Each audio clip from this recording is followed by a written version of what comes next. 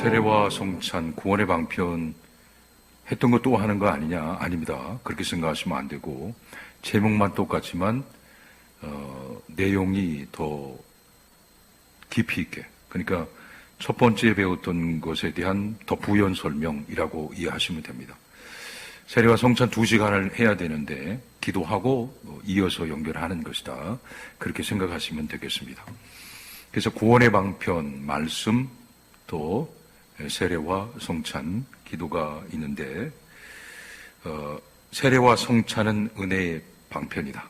하나님께서 우리에게 은혜를 주시는 구원의 통로이다, 이렇게 말씀을 드렸고요. 하지만 말씀과는 다른 것이 있습니다. 다른 것이 무엇입니까? 세례와 성찬은 어떤 실체를 표시하고 인을 치는 역할을 한다. 실체는 뭡니까? 그 내면의 궁극적인 본질, 이런 게 실체예요. 그죠? 그래서 하나님께서 우리에게 구원을 주시는 은혜의 방편인 세례와 또 성찬의 실체, 그것을 인을 치고 표를 한다, 그렇게 이해하시면 되겠고요. 따라서 세례와 성찬이 은혜가 되기 위해서는 세례의 실체가 뭔지, 성찬의 실체가 무엇인지를 정확히 이해할 때 그 세례와 성찬이 우리에게 은혜로 역사하게 된다. 모르고 세례받지 말라는 얘기예요. 모르고 성찬에 참여하지 말라는 거예요. 그 얘기를 지금 하는 겁니다. 세례의 실체가 뭔지, 성찬의 실체가 뭔지를 알고 참여할 때 그것이 우리에게 은혜로 역사한다. 이해하시죠? 그 말씀을 지금 드리는 거예요. 그러니까 어렵게 이해하실 필요는 없습니다. 자, 그래서 제 94문, 다시 배울 기회가 있을지 없을지는 제가 장담을 할 수는 없지만, 그래서 지금 이 시간이 중요합니다. 오랜 동안 교회를 다녔으면 세례의 실체가 뭔지, 성찬의 실체가 뭔지는 대답할 수 있어야 되잖아요. 그렇지 않습니까? 또 알고 참여해야 되지 않겠습니까? 그렇기 때문에 오늘의 이 시간은 다시 돌아올 수 없는 시간일 수 있고 또 주어질 수도 있지만, 오늘 이 시간에 우리는 최선을 다해서 하나님 말씀을 듣고 배워야 한다. 제93은 세례란 무엇인가? 세례는 성부와 성자와 성령의 이름으로, 그죠 여러분? 세례를 줄 때 어떻게 해줍니까? 성부와 성자와 성령의 이름으로 세례를 주노라. 그죠? 세례를 주는 사람의 어떤 도덕이나 또 정결에 근거하지 않고 삼위 하나님의 이름으로 주는 거예요. 그래서 제세례를 요구하지 말아라.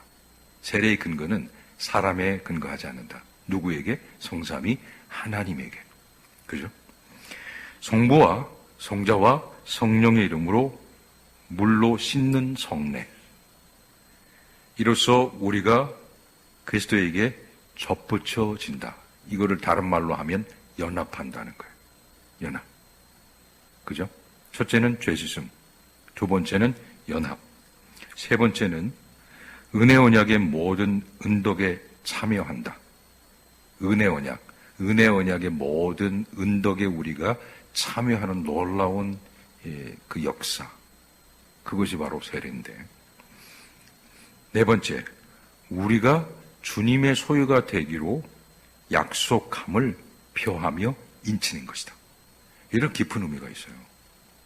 그러니까 그냥 세례는 나이가 됐으니까, 교회 온 지 6개월이 됐으니까 학습받고 6개월이 됐으니까 세례받는 게 아니에요. 이제 조금 후에 설명을 하겠지만, 세례에는 이러한 중요한 내용이 담겨져 있고, 이 실체를 표를 치며 인을 치는 것, 이게 세례예요. 자, 그렇다면 세례는 물로 씻는 예식인데요, 성례인 세례가 표하고 인치는 것, 그 실체를 우리가 한번 살펴봤으면 좋겠습니다. 어떻게 우리가 죄 씻음 받는지, 어떻게 연합하는지, 우리에게 주시는 구원의 은덕이 무엇인지, 그리고 우리는 우리의 소유를 누구에 맡겨야 하는지, 이런 걸 살펴보자는 거예요. 그죠? 어떻게 우리가 죄 씻음 받았을까요? 그게 중요하잖아요. 어떻게? How? 그죠? 그래서 신앙은 회의에서 확신으로 해요. 맹목적인 것이 아니에요. 야, 기도하면 복 준대. 교회 나가면 복 준대. 이런 맹목적인 신앙이 아니라는 거예요. 신앙은 맹목이 아니에요. 하나님 지성을 주셔서 지성을 통해서 사고하기를 원하고 알기를 원하세요. 그 알고 깨닫게 될 때 우리의 신앙은 더욱더 견고해진다. 흔들리지 않는다. 모르니까 이단에 빠지고, 모르니까 낙심하고, 모르니까 교회를 떠나고 그런 거예요. 어떻게 죄심 받았는가? 여기서 우리가 알아야 될 것은 대표와 연합의 원리입니다. 대표와 연합의 원리. 로마서 한번 볼까요? 로마서 한번 찾아야 됩니다. 지금 이거 찾아야 되는 시간이니까 지금은. 네. 로마서 6장.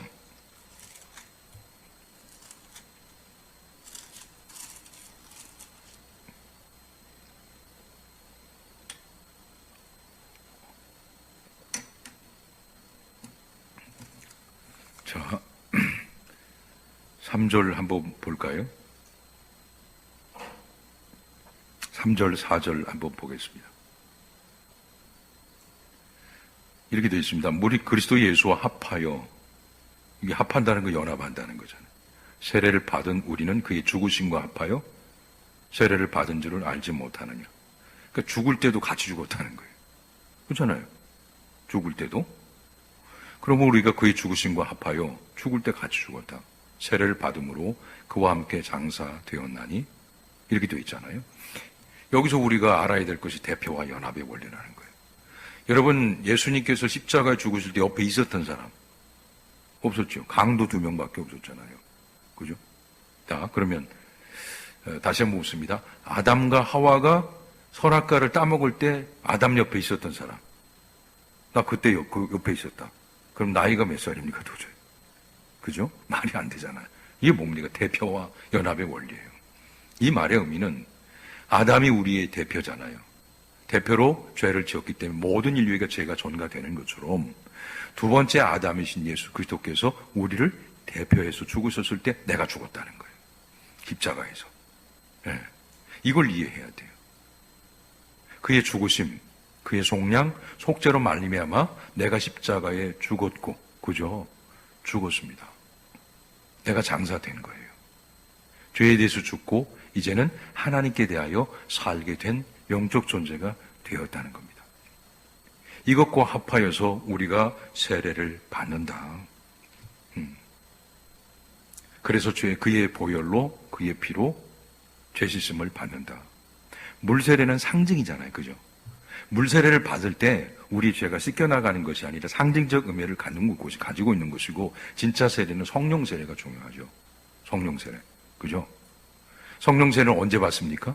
내가 인격적으로 정말 내가 예수님을 나의 주로 영접합니다. 예수님께서 나의 죄를 십자가에 속량해 주는 것을 내가 믿습니다. 내가 예수님을 영접합니다. 주가 나의 주님이 되십니다 라고 할 때 성령께서 내주하신다는 거예요. 그죠? 내주하셔서 누구와 연합하게 된다? 예수 그리스도와 연합하게 된다.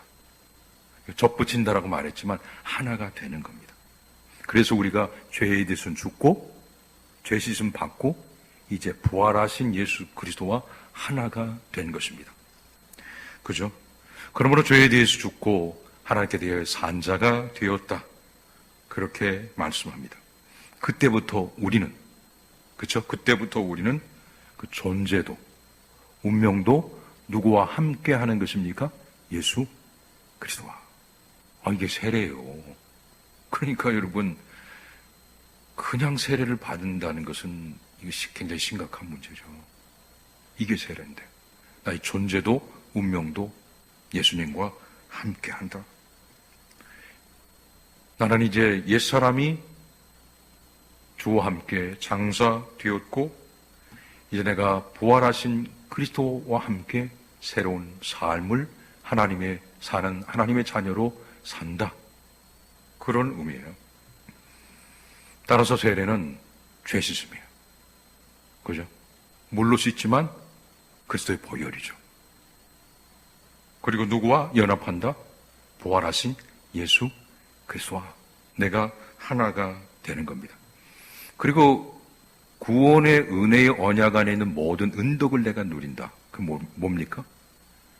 은혜의 언약이 뭐야? 예수 그리스도의 십자가를 통해서 주어지는 모든 은혜 아닙니까?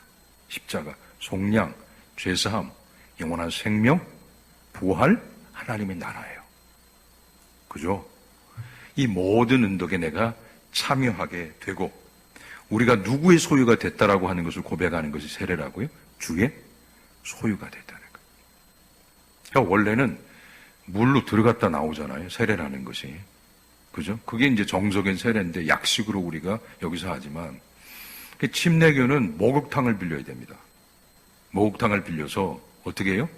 팬티를만 입고 그 다음에 가운을 입고 물에 들어가요. 그럼 목사님이 넣었다 뺐다 이렇게 하는 거죠. 넣었다 뺐다 하는데, 제가 군대 있을 때 목사님이 침례교 목사님이었어요. 그래가지고 이제 저는 군종으로 있었으니까 이제 하는 걸 제가 봤는데, 실제로 목욕탕을 빕니다. 그럼 여성들은 속옷만 입고 남성은 팬티만 입고 가운을 입고 들어갔다 나왔다 하는 거예요. 그럼 또 훨씬 더 와닿지 않겠어요? 그죠? 실제로 막 푹 들어갔다 푹 나오니까. 그렇잖아요. 난 죄에 대해 죽고 하나님께 대하여 다시 산다는 겁니다. 그럼 어쨌든 침례를 하든 세례를 하든 똑같은 의미를 가지고 있는 것이죠. 이것을 표를 치며 인을 치는 거야. 주님의 소유, 주님의 백성, 주님의 자녀, 표를 치고 인을 치는 겁니다. 따라서 세례는 하나님께서 우리에게 주시는 구원의 통로예요, 통로. 그걸 알고 세례를 받으면 훨씬 더 은혜가 되는 거죠. 죄지킴, 예수님과 연합, 구원의 모든 은덕에 내가 참여하게 되고 내가 주의 소유가 되었다라고 하는 것. 자, 그러면 세례는 누가 받을 수 있을까요? 어떤 사람이 세례를 받을 수 있습니까? 세례를 받을 수 있는 대상은 누굴까요? 이게 중요하죠. 95문, 세례는 누구에게 베풀어야 하는가? 조건이 있어요. 세례는 아무에게 베푸는 게 아니에요. 세례를 받을 수 있는 사람이 있어요. 누굽니까? 조건은 두 가지인데요. 세례는 그리스도에 대한 믿음과 순종을 고백하는 사람, 그리스도에 대한 믿음과 순종을 고백하는 사람에게 베풀 수 있는 것, 받을 수 있는 것이 세례예요. 그죠? 두 번째, 유형교회 밖에 있는 누구에게도 세례를 베풀어서는 안 된다. 유형교회. 그죠? 보이는 교회와 보이지 않는 교회가 있는데, 이 보이는 로컬 처치 안에 있는 사람에게만 세례를 베풀 수 있고, 혼자서 신앙생활 하는 사람에게는 베풀어서는 안 된다는 거예요. 왜 그런지를 제가 설명을 드릴게요. 왜 그랬는지. 95문에서 말씀하는 의미가 무엇인지 그걸 설명을 드리겠습니다. 따라서 첫째는 믿음과 순종, 그리스도에 대한. 두 번째는 유형교회 안에 있어야 되는 거예요. 아무나 데려다가 예수님 믿는다고 세례를 줘서는 안 된다는 겁니다. 그죠? 따라서 세례는 신중해야 하고 분명한 믿음이 있어야 하며 그리스도에 대한 완벽한 순종에 대한 고백이 있어야 되고 교회 안에 있어야 돼요. 이 교회 안에 공동체의 일원이어야 한다라고 하는 것입니다. 따라서 우리가 이러한 분명한 이해를 가지고 세례를 베풀고 받아야 하며 또 왜 유형교회 안에 있는 사람에게만 세례를 주어야 하는가? 첫째, 세례는 비가시적인 삼위 하나님과의 연합이에요. 그죠? 보이지 않는, 그러니까 비가시적이라는 것은 보이지 않는 그런 뜻이잖아요. 비가시적인 삼위 하나님과의 연합이에요. 그죠? 두 번째는 유형교회 안에 성찬의 일원이 되는 것이 바로 세례를 받는 것이기 때문에, 그죠? 따라서 세례를 받는다라고 하는 것은 유형교회, 보이는 교회의 성찬의 일원이 되는 그 연합의 의미를 가지고 있어요. 따라서 유형교회가 아닌 사람에게는 절대로 세례를 베풀어서는 안 됩니다. 왜? 두 가지 의미. 가시적인 연합, 비가시적인 연합이에요. 잘 이해하셔야 합니다. 삼위 하나님과의 연합, 비가시적인 연합, 가시적인 연합, 유형교회. 모든 그리스도를 주로 고백하는 모든 보여지는 성도들과의 연합, 가입을 통해서 성찬의 일원이 되는 것이 세례예요. 이해하시겠어요? 모르는 표정하면 안 되는데. 예. 그러니까 우리와의 연합이라는 거예요. 성찬의 멤버가 된다는 거예요. 그렇죠? 동네에 지나간 사람은 안 된다는 거예요. 여기 이 안에 성찬의 멤버십이 된다는 것이 세례예요. 따라서 성찬에 참여할 수 있는 사람은 세례를 받은 사람이 성찬에 참여할 수 있다. 혼자 신앙생활 잘한다고 해서 절대로 세례를 베풀 수 없다라고 하는 것. 이것을 기억해야 합니다. 이것이 세례의 실체이고 또 일체의 표와 인을 치는 것. 이것이 바로 세례가 우리에게 주는 은혜이다라고 하는 것을 기억했으면 좋겠고요. 두 번째, 성찬입니다. 성찬의 뜻은 무엇입니까? 성찬의 뜻. 성자가 무슨 성자예요? 거룩한 거 아닙니까? 거룩한 만찬이에요. 거룩한 만찬. 그죠? 여러분, 동네에서 떡볶이 먹으면서 성찬이라고 안 하잖아요. 그죠? 동네에서 칼국수 먹으면서 자, 성찬합시다 이렇게 얘기합니까? 안 하잖아요. 성찬은 거룩한 만찬이에요. 누가 우리에게 베푸시는? 예수 그리스도가 우리에게 베푸시는 거룩한 만찬입니다. 그러면 이 성찬의 실체가 무엇인가? 이것은 우리에게 어떤 메시지, 어떤 의미를 주는 것인가? 라고 하는 것. 첫 번째, 그리스도의 죽으심입니다. 예수 그리스도의 죽으심. 그래서 성찬의 떡과 성찬의 포도주는 예수님의 죽으심을 의미하는 거죠. 죽으심. 그래서 보통 이제 지금은 약식으로 그렇게 하지만 초대교회 때라든지 공동체 교회들은 큰 빵을 갖다가 빵 있죠, 빵. 큰 거. 그럼 아시잖아요? 찢어요. 찢어서 줘요. 왜 찢을까요? 예수님의 살이 찢긴다는 겁니다. 찢어요. 옆으로 넘기고 또 찢고. 이렇게 해서 예수님의 몸이 찢겨진다는 거죠. 그러니까 포도주를 부을 때, 성찬의 포도가 주어질 때 예수님께서 십자가에서 우리를 위하여 죽으신다라고 하는 그 살과 피를 의미하는 것. 이게 거룩한 만찬입니다. 첫 번째 의미는 그리스도의 죽으심이고요. 우리 죄를 위한, 우리의 죄를 속량하기 위한 그의 내어주심, 살과 피. 두 번째는 뭘까요? 두 번째 의미는 그리스도께서 사망의 권세를 깨뜨리시고 부활하신 것. 내가 그의 은혜에 참여한다라고 하는 의미를 갖습니다. 자, 고린도전서를 여기서 봐야 되는데 한번 보겠습니다. 고린도전서 한번 보겠습니다. 고린도전서 10장 16절 보겠습니다. 10장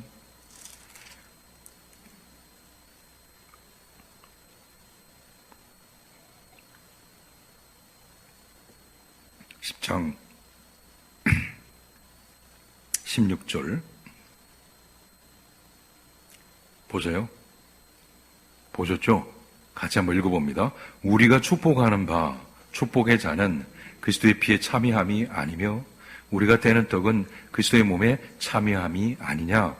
여기서 우리가 주목해 봐야 할 것은 시제의 시제. 지금 그러니까 이 본문의 시제입니다. 과거가 아니에요. 미래에 그렇게 된다는 게 아니고 여기서 사용된 시제는 현재예요. 현재 시제예요. 자, 그렇다면 여러분, 예수님께서는 지금 어디 계십니까? 십자가에 달려 계세요? 부활하셔서 하나님 보좌 우편에 계세요? 어디 계세요? 네, 그게 중요하다는 거예요. 성찬에 참여한다라고 하는 것의 의미는 바로 여기에 있다는 겁니다. 지금 내가, 그죠? 주님과 함께 그 연합하여서 그 부활의 영광에 참여하고 있다라고 하는 것을 의미하는 것이고, 지금 떡을 떼고 또 피를 먹고 마시지만 이것의 영적 의미는 지금 계신 그리스도와 함께 내가 함께하고 있다는 것을 의미하는 거예요. 자, 따라서 성찬은 슬픔으로 참여하는 것이 아니라 어떻게 참여합니까? 기쁨으로 참여하는 거예요. 왜? 부활하셨으니까. 슬픔으로 시행하는 것이 아니라 기쁨으로 성찬을 시행하고 기쁨으로 성찬에 참여하는 거. 현재잖아요. 과거가 아니라. 그죠? 십자가에 죽으셨고 눈물을 흘리는 것으로 성찬에 참여하는 것이 아니라 이미 부활하셨어요. 부활하신 주님의 그 떡과 살을 내가 나눔으로 내가 부활의 영광에 동참하게 됐다는 겁니다. 그래서 단지 울며 슬퍼하며 성찬에 참여하지 말고 기쁨으로 성찬에 참여해야 한다. 성찬의 실체는 두 가지입니다. 예수 그리스도의 십자가 그리고 부활입니다. 이것이 바로 성찬의 실체이다. 따라서 우리의 성찬은 단지 우는 것으로 그치는 성찬이 아니라 기쁨과 감사, 부활의 영광에 감격함으로 성찬에 참여해야 한다라고 하는 것입니다. 자, 그래서 우리가 사도행전의 기록을 좀 보면은요, 어떻게 초대교회 성도들이 성찬에 참여했는지 좀 볼까요? 어떻게 했는지. 자, 사도행전 보겠습니다.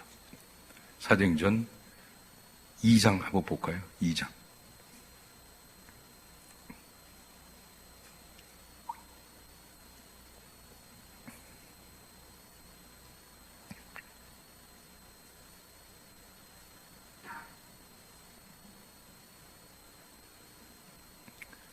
사도행전 2장 42절 보세요.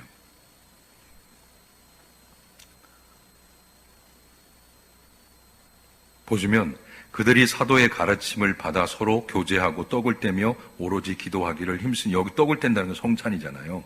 자, 여기 슬픈 기색이 있어요, 없어요? 없어요. 슬픈 기색이 없다는 거예요. 그죠? 왜 기뻐요? 왜 기쁩니까? 주의 죽으심과 그의 부활로 말미암아 내가 그 영광에 참여하게 돼서 감사한 거예요. 감사한 거죠. 이 주님의 죽으심을 통해서 내가 죄 씻음 받고 그리스도와 연합하게 됐고 구원의 언덕에 참여하게 됐으며 내가 주의 소유가 됐고 주님의 부활의 영광에 동참한 자가 됐어요. 기쁜 거예요. 기쁨으로 성찬에 참여하는 겁니다. 슬픈 기색이 없어요. 46절. 날마다 마음을 같이하며 성전에 모이기를 힘쓰고 집에서 떡을 떼며 기쁨과 순전한 마음으로 음식을 먹고. 부활의 영광. 그죠? 슬픈 기색이 없어요. 교회 공동체에도. 가정에서 떡을 뗄 때도, 성찬을 나눌 때도, 거룩한 만찬을 할 때도 슬픈 기색 없이 기쁨과 감사로 거룩한 만찬에 참여하는 겁니다. 자, 그렇다면 성찬은 어떤 사람이 참여할 수 있을까요? 어떤 사람이 참여할 수 있습니까? 믿음과 순종하는 사람, 순종이 있는 사람에게 세례를 베푸는 것, 믿음은 당연한 건데 어떤 사람이? 자, 한번 볼까요? 고린도전서 11장 보겠습니다. 고린도전서 11장 보세요.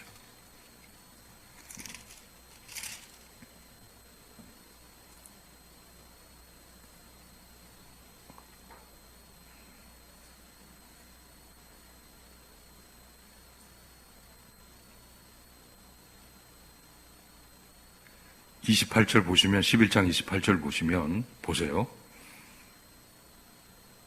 사람이 자기를 살피고 그에야 이 떡을 먹고 이 잔을 마실지니 주의 몸을 분별하지 못하고 먹고 마시는 자는 자기의 죄를 먹고 마시는 것이다. 이렇게 되어 있어요. 그래서 자기를 살펴야 돼요.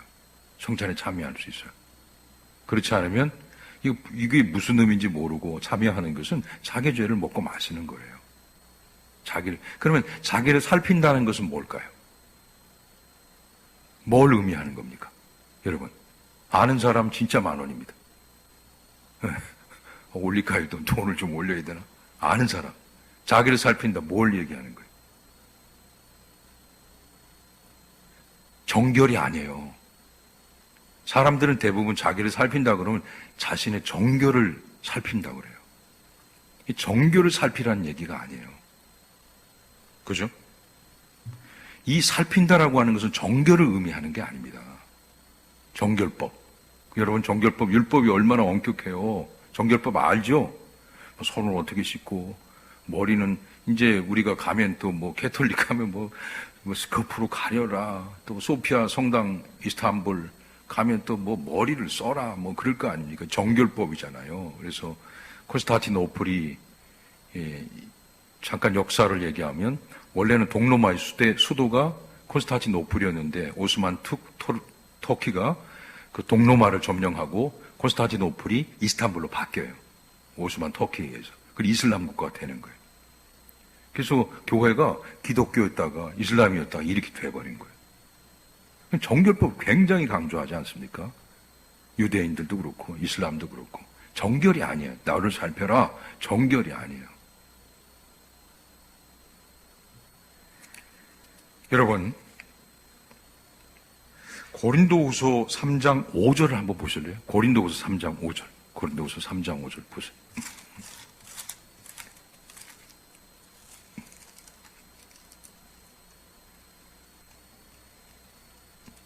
13장이죠. 13장이에요. 3장이 아니 13장. 13장 5절이죠. 13장 5절.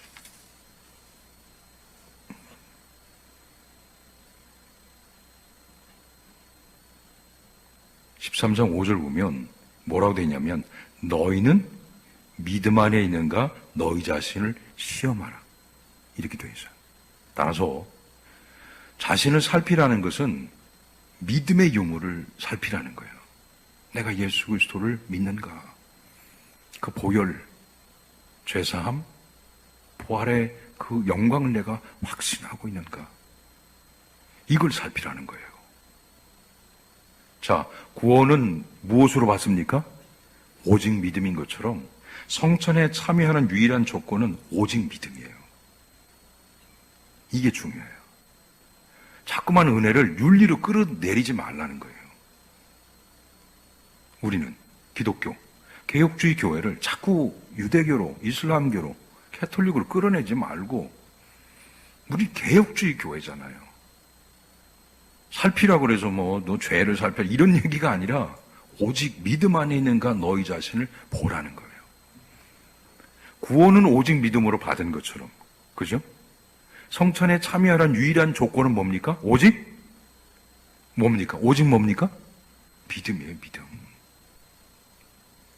만일 정결의 기준이 된다면 성찬에 참여할 수 있는 사람이 있을까요, 없을까요? 한 명도 없어요, 여러분. 어제 부부싸움하고, 어제 남 미워하고, 어제 다른 사람 욕하고, 생각으로 죄짓고, 마음으로 다 죄를 졌는데 어떻게 성찬에 여러분이 참여할 수 있겠어요? 할 수 있어요, 없어요? 없어요, 여러분은. 저도 마찬가지고 없어요. 자신을 살피라고 하는 것은 정결을 살피라는 것이 아니라 무엇을 살피라는 것이다? 믿음. 십자가의 그 부활의 영광에 대한 확신하는 믿음을 살피고 성찬에 참여하라. 안 그러고 참여하면 죄를 먹고 마시는 것이라는 겁니다. 이게 중요한 거예요. 행위를 통해서 성찬에 참여할 수 있는 사람은 아무도 없다. 행위를 통해 성찬에 참여하는 십자가가 무슨 의미가 있습니까? 그것을 할 수 없어서 우리에게 주신 것이 십자가인데, 죄사함인데. 따라서 우리가 성찬에 참여할 때 단지 슬픈 기색으로 참여하지 말고 부활의 영광에 참여한 기쁨으로 참여하고 제사함에 그 은혜를 주신 것을 감사하고 그 분명한 믿음으로 성찬에 참여할 때 실체가 무엇인지를 알 때 그것이 우리에게 은혜를 주시는 하나님의 역사가 된다. 할렐루야? 이걸 알고 여러분 세례도 받고 성찬도 참여하고 그래야죠. 말씀도 은혜요, 세례와 성찬도 은혜요, 기도도 은혜입니다. 하나님은 다양한 방편을 통해서, 통로를 통해서 우리에게 한없는 은혜를 부어주길 원하십니다. 은혜를 받기 위해서 여러분 어디로 나가셔야 합니까? 말씀 앞으로 가세요. 말씀 앞으로. 성경을 읽으세요. 설교를 들으세요. 그리고 묵상하세요. 기도해야 합니다. 기도를 통해서 하나님의 살아계심을 확인하고 하나님의 뜻을 발견하십시오. 물 씻음과 성령 세례를 통해서 하나님이 얼마나 우리를 사랑하시는가를 경험하고 베풀어지는 성찬을 통해서 다시 한번 부활의 영광과 재씻음의 그 은혜를 경험하게 된다. 이것이 구원의 은혜의 방편 통로로 우리에게 주시는 하나님의 더할 수 없는 은혜이다. 이것을 늘 기억해서 너무나 많은 다양한 은혜를 우리에게 주길 원하시고 통로를 주셨으므로 게으르거나 나태하지 말고, 알지 못하고 무시하거나 거부하지 말고, 주어진 모든 것들을 알며 깊이 있게 그 은혜에 참여해서 하나님의 은혜를 받고 누리며 살아갈 수 있는 우리 모든 교우들 되시기를 주님의 이름으로 간절히 소원합니다. 기도하겠습니다. 감사합니다. 깨닫게 하시고 알게 하신 주님을 찬양합니다. 믿음으로 구원받았으니 믿음으로 살게 하시고, 하나님께서 우리에게 주신 구원의 다양한 통로와 방편들을 통해서 날마다 하나님께서 우리에게 주시는 은혜를 받고 누리며 살아가는 우리 되게 하여 주옵소서. 예수님의 이름으로 기도하옵나이다. 아멘.